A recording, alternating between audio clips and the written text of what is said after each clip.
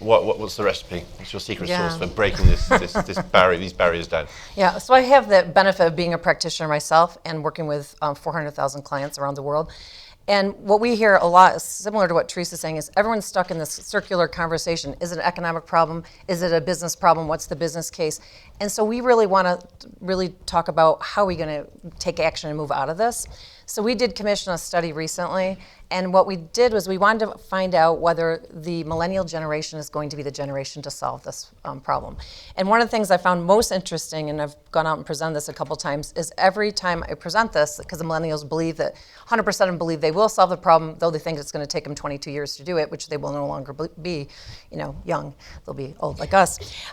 Is that the boomers said, hey, we thought the same thing too. So one of the things that came out of our study, similar to what we saw out of the Mercer study, is that CEOs have to take responsibility, and they have to get their leadership teams to do it. The second piece that I wanted to point out, and you can look at this on our website, 7 Steps to Conscious Inclusion, but is there something even more than unconscious bias? And I've heard Sadia talk about unconscious bias. I think it's almost just poor management.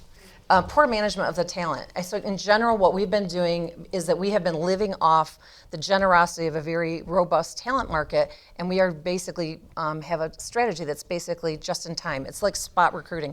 I'm going to go out and get somebody. So when you want to go out and just get somebody, there's more men out there than women, and so when they say they can't find them, it's because they don't want to look very hard. They want it in one day.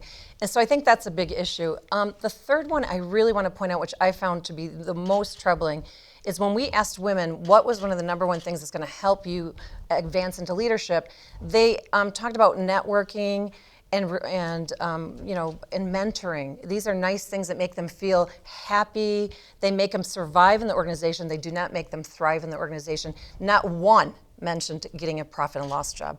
And these are our millennial women. And I think this is probably one of the most disturbing things that we have to address.